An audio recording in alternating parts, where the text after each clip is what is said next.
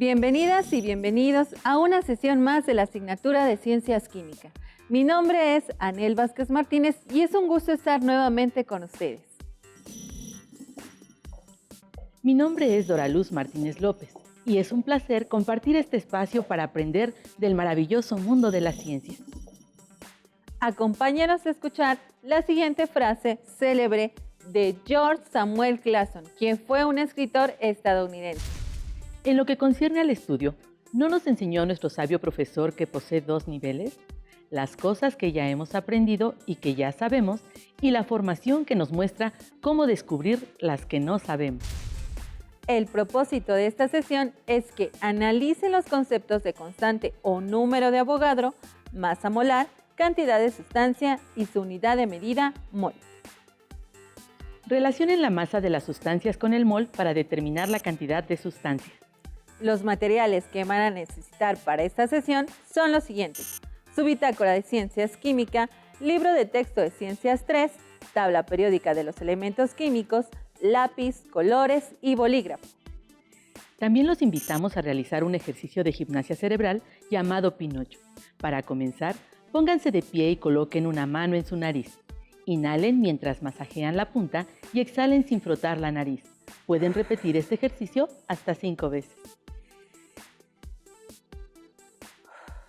Esta actividad ayuda a activar e incrementar la memoria, tener mayor atención y concentración, así como activar los dos hemisferios cerebrales. Maestra Nel, ¿cuántas cosas compró? ¿Le ayudó? Claro que sí, maestra. ¿Cuánto compró de cada cosa? Compré de acuerdo al tamaño de cada producto. Me doy cuenta que en los montones que tenemos, no todos tienen la misma cantidad de unidades. Alumnas y alumnos, reflexionemos. ¿Cómo podríamos determinarlo? En el caso de las frutas más grandes, es sencillo. Basta con contar una por una. ¿Es posible saber cuántos objetos hay en un conjunto sin que tengamos que contar uno por uno? Sí, maestra. Intentemos estimar la cantidad de decenas de uvas que podemos formar si tenemos 10 paquetes de uvas con 100 uvas cada uno. Revisemos. 10 paquetes de uvas multiplicados por 100 uvas en cada paquete son igual a 1000 uvas, por lo que 1000 uvas entre 10 es igual a 100 decenas de uvas. Enfrentémonos al primer reto químico. ¿Se atreverían a calcular cuántas docenas de rosas resultan de una gruesa? Analicemos. Una gruesa tiene 144 unidades y una docena 12 unidades. Por lo tanto, las 144 unidades de una gruesa dividida entre las 12 unidades de una docena es igual a 12 docenas de unidades. ¿Qué tan conveniente sería contar las semillas de la chía? Cierto, es algo complicado, así que podríamos medir su masa. De acuerdo con la unidad de medida del Sistema Internacional, se mide en kilogramos. Maestra Doraluz, ¿medimos la masa de la chía? Claro que sí. En este caso, la báscula mide en gramos, que es una unidad de medida derivada del kilogramo. Así es. Recuerden que la ciencia está en constantes cambios y revisiones con respecto a los parámetros que se deben considerar a nivel internacional, con la finalidad de que todos nos encontremos hablando el mismo lenguaje. En nuestro país, el Centro Nacional de Metrología describe en español las normas vigentes del Sistema Internacional de Medida. Entre profes, los invitamos a consultar el trabajo de grado para Magíster en Enseñanza de las Ciencias Exactas y Naturales por la Universidad de Columbia de John Freddy Marín Ochoa. En este se presenta una propuesta de enseñanza basada en la teoría del aprendizaje significativo de David Ausubel, los ciclos del aprendizaje de Horvath y Samarty y los mapas conceptuales de Novak para ayudar a los estudiantes en la asimilación del concepto de cantidad de sustancia. Les compartimos la liga para que puedan consultar el documento. En la vida cotidiana, el agua es el compuesto más importante en todo el planeta Tierra. Uno de los procesos naturales en su obtención es la mineralización, a través de la cual el agua obtiene los minerales que le confieren sus propiedades. La determinación del pH y la conductividad electrolítica son pruebas importantes para determinar el grado de mineralización de los diferentes tipos de agua. natural, potable, residual, tratada, entre otras. Obtener un resultado con alto nivel de calidad en estos estudios depende de las disoluciones calibradoras que se utilizan, las cuales se preparan a una determinada concentración molar. Una forma de expresar la concentración de una disolución es en mol por litro de disolución. Analicemos si sucede lo mismo cuando queremos saber el número de moléculas, partículas o átomos contenidos en una cantidad de masa de una sustancia. Las partículas de las sustancias son incluso más pequeñas que las semillas de la chía. ¿Cómo podemos contarlas? Con base en observaciones cuantitativas entre 1803 y 1971, se comenzó por considerar al mol como una unidad macroscópica en la escala humana. Posteriormente, Louis-Joseph Gay-Lussac lo hizo en términos de volúmenes. Ideas e investigaciones dieron origen al concepto de mol. Para 1971 se definía como la cantidad de sustancia que contienen tantas entidades elementales, átomos, moléculas, iones, como átomos hay en 12 gramos de carbono 12. Así es, maestra. Grandes aportaciones e investigaciones dieron origen a este concepto tan importante en la química. Sin embargo, en las últimas revisiones y actualizaciones por parte de la Unión Internacional de Química Pura y Aplicada, se determinó que mol, símbolo mol, en la unidad SI de cantidad de sustancia, contiene exactamente 6.022 por 10 a la 23 entidades elementales. Este número es el valor numérico fijo de la constante de Avogadro, cuando se expresa en la unidad mol a la -1, y se llama número de Avogadro. La cantidad de sustancias, símbolo N minúscula, de un sistema es una unidad de medida del número de entidades elementales específicas. Una entidad elemental puede ser un átomo, una molécula, un ion, un electrón, cualquier partícula o grupo específico de partículas. Según el doctor Vladimir Bulovic, en una entrevista para Conecta, el sitio de noticias del Tecnológico de Monterrey, el futuro se va a medir en nanómetros. El doctor Bulovic dijo que entre las aplicaciones destacadas están las nanopartículas de plata para la detección del virus SARS-CoV-2, con las cuales es posible pintar un papel, colocar una muestra de sangre y por su capacidad de cambiar de tonalidad al contacto con el virus, podemos saber si éste está presente o no en la muestra. Entre otras vertientes importantes está la fabricación de celdas solares con 20% del grosor de un cabello, flexibles, ligeras y translúcidas. Se pueden instalar en la ventana de un edificio, absorber solo la luz infrarroja y generar corriente eléctrica. Si les resulta interesante, les compartimos el enlace de la página para que puedan consultar y descubrir otras aplicaciones de la nanotecnología. Es momento de poner en práctica lo que hemos aprendido y encontrar la relación que existe entre lo que no se ve, como son los átomos, iones o partículas, y lo que sí se ve, como las naranjas, los limones, las rosas y los bombones. ¿Cómo se relaciona la masa de un átomo con la masa molar de ese átomo? La masa en gramos de un mol de cualquier sustancia se conoce como masa molar. La masa molar de cualquier elemento es numéricamente igual a su masa atómica y tiene las unidades gramo sobre mol. Ubiquen en su tabla periódica la plata y observen su masa atómica.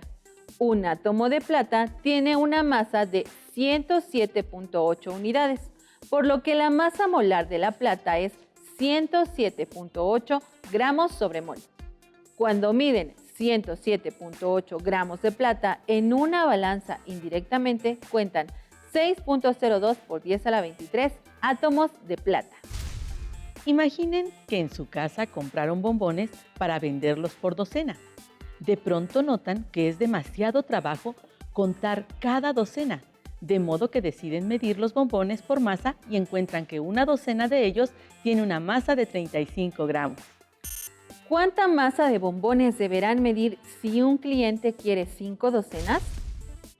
El factor de conversión o regla de 3 que relaciona la masa y las docenas de bombones es factor de conversión por 35 gramos de bombones entre una docena es igual a...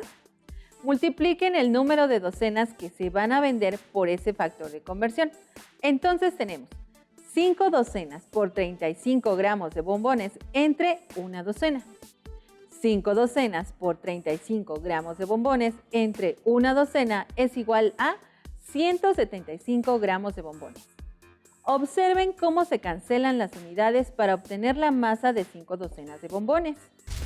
Ahora imaginen que mientras trabajan en el laboratorio de química necesitan 3 moles de cobre para una reacción química. ¿Cómo pueden medir esa cantidad? Al igual que las 5 docenas de bombones, la cantidad de sustancia del cobre puede convertirse en una masa equivalente y medirse en una balanza. Ubiquen en su tabla periódica el cobre. El dato que se necesitará es la masa atómica. Alumnas y alumnos, ¿cuál es la masa atómica del cobre? Así es, su masa atómica es de 63.5 unidades. Para calcular la masa de la cantidad de sustancia, necesitan multiplicar el mol de cobre que requieren para la reacción por el factor de conversión que relacione la masa y el mol. Este factor de conversión es la masa molar del cobre, 63.5 gramos sobre mol. Cantidad de sustancia por gramos entre un mol es igual a masa. Anoten en su cuaderno el factor de conversión, pues les será muy útil. Pueden resaltarlo con colores o una seña particular. Analicen cuidadosamente la situación. Datos conocidos. Cantidad de sustancia, 3 mol de cobre. Masa molar del cobre, 63.5 gramos de cobre. Dato desconocido, masa de cobre. Resuelvan la situación planteada. Sustituyan los datos. En el factor de conversión o regla de 3 tenemos 3 mol de cobre por 63.5 gramos de cobre entre un mol de cobre. Pueden observar que mol de cobre y un mol de cobre son valores que se eliminan. 3 mol de cobre por 63.5 gramos de cobre entre un mol de cobre es igual a... Analicen la respuesta. Así es, el resultado es 190.5 gramos de cobre. Si miden 190.5 gramos de cobre en una balanza, tendrán los 3 mol de cobre que necesitan para la reacción. Realicemos otra actividad relacionada con el mol, maestra. Claro que sí, maestra. La plata es un metal de transición interna, brillante, blando, dúctil y maleable. Ubíquenlo en la tabla periódica. Aproximadamente el 70% de la producción mundial de plata se utiliza con fines industriales y el 30% con fines monetarios. Calculen la masa en gramos de 5 mol de plata, Ag. Su masa atómica es de 107.8 unidades. Analicen cuidadosamente la situación. Datos conocidos. Cantidad de sustancia, 5 mol de plata. Masa molar de la plata, 107.8 gramos de plata. Dato desconocido, masa de plata. Resuelvan la situación planteada. Sustituyan los datos en el factor de conversión o regla de 3. 5 mol de plata por 107.8 gramos de plata sobre 1 mol de plata. 5 mol de plata por 107.8 gramos de plata entre 1 mol de plata es igual a 539 gramos de plata. Analicen la respuesta. Si medimos 539 gramos de plata, tendremos 5 mol de plata. Adelante, maestra, intentémoslo. Aquí tenemos cubiertos. Tenemos 5 mol de plata. Ahora convertiremos masa a mol, pero el factor de conversión o regla de 3 será el siguiente. Masa por 1 mol entre gramos es igual a cantidad de sustancia. Masa por 1 mol entre gramos es igual a cantidad de sustancia. Recuerden anotar en su cuaderno el factor de conversión. Resáltenlo con sus anotaciones. El calcio es el quinto elemento más abundante en la Tierra.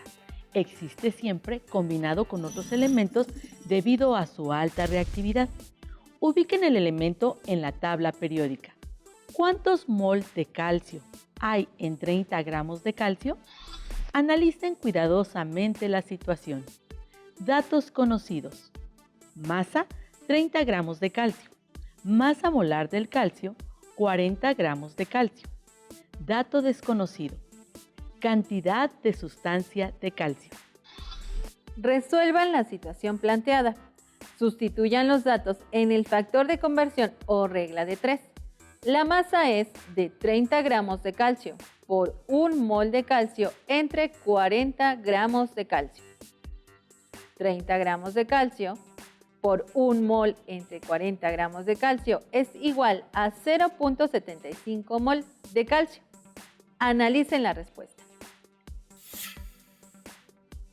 El estudio de la química de sustancia y mol en la química representa uno de los mayores retos a vencer entre la enseñanza de los profesores y el aprendizaje de los alumnos.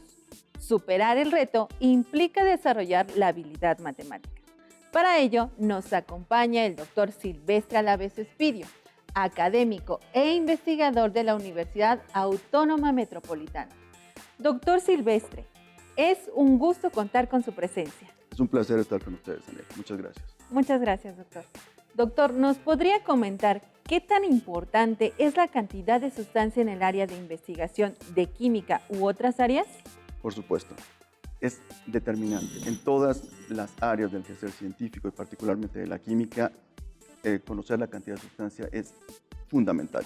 Por ejemplo, en bioquímica, cuando queremos determinar la actividad de alguna enzima, en la química orgánica, cuando queremos sintetizar un nuevo compuesto o escalar su producción, en la química inorgánica, cuando queremos determinar de qué está compuesta una sustancia, o en la química nuclear, cuando queremos saber cómo decae un compuesto, un radionúclido, o generar la síntesis de un nuevo fármaco con propiedades radiactivas, necesitamos saber de manera muy clara y determinante cómo es que la cantidad de sustancia nos puede permitir establecer las relaciones estequiométricas para tanto los reactivos como los productos. Y eso le va a dar solidez y va a ser reproducible en nuestra investigación.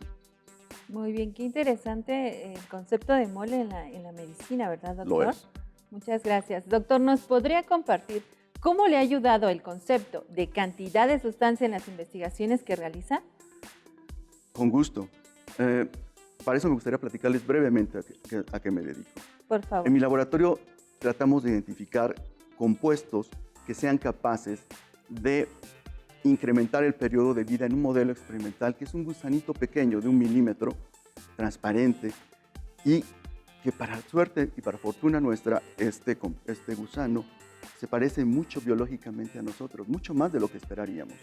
Entonces, en mi laboratorio lo que hacemos es exponer poblaciones de este gusano a diferentes cantidades de sustancia en concentraciones crecientes, tratando de encontrar la concentración adecuada que incremente el periodo de vida, que evite el envejecimiento en este modelo, esperando que funcione en mamíferos, por ejemplo ratones, y subsecuentemente en humanos.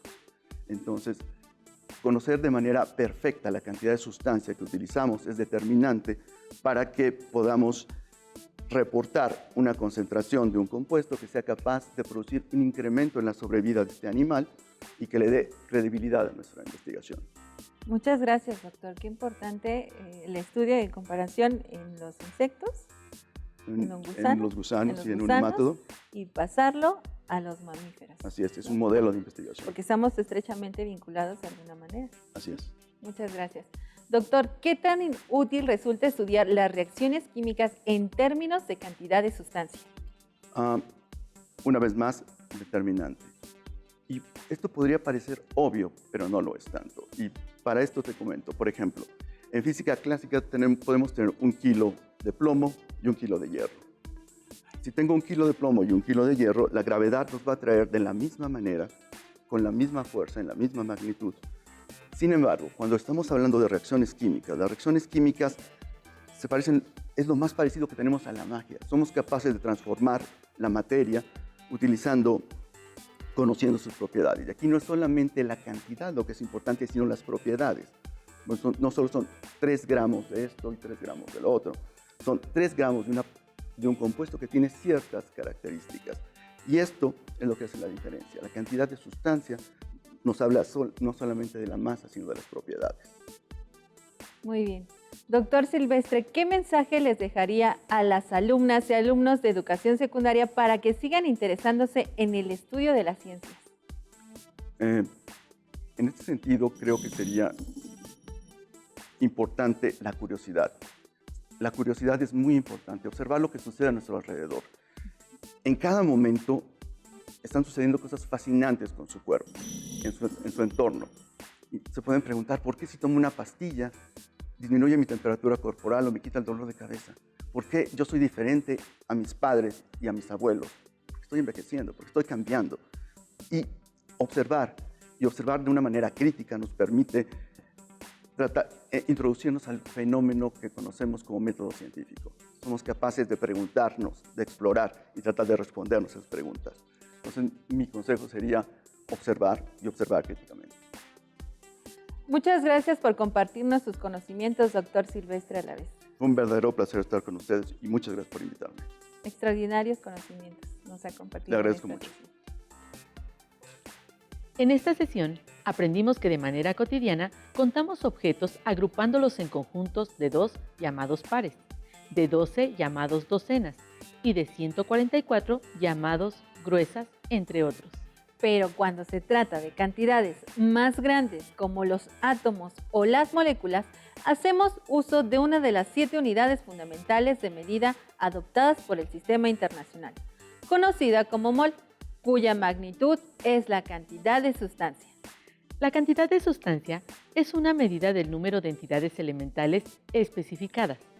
Una entidad elemental puede ser un átomo, una molécula, un ion, un electrón, cualquier otra partícula o grupo específico de partículas. En la química es importante conocer el número de partículas que contiene una sustancia cuando va a reaccionar con otra, ya que de ello depende la cantidad del producto obtenido. Aprendimos que para preparar disoluciones de concentración exacta es imprescindible conocer la cantidad de sustancia. Finalmente, aprendimos a utilizar un método indirecto para cuantificar el número de partículas que participan en una reacción química, para calcular la cantidad de sustancia que hay en una muestra de sustancia. Se debe dividir la masa de esa sustancia entre su propia masa molar. La masa molar de un compuesto es la suma de las masas atómicas de los elementos que forman el compuesto. Para seguir aprendiendo, los invitamos a revisar la siguiente dirección electrónica.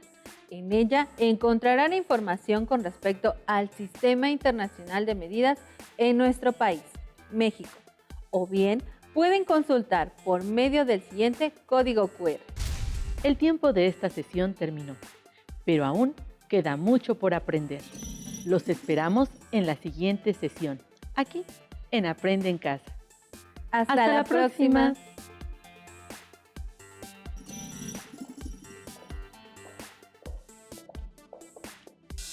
Si tienes dudas o necesitas ayuda, llama al Centro de Apoyo Pedagógico a Distancia. El número de teléfono para secundaria es el 55 36 01 71 23. Si requieres consultar los libros de texto en versión digital, recuerda que los puedes encontrar en la página conalitec.cep.gov.mx.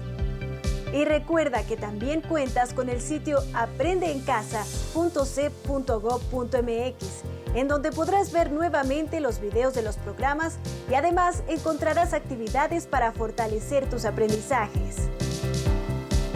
También te invitamos a que consultes la plataforma nuevaescuelamexicana.cep.gov.mx.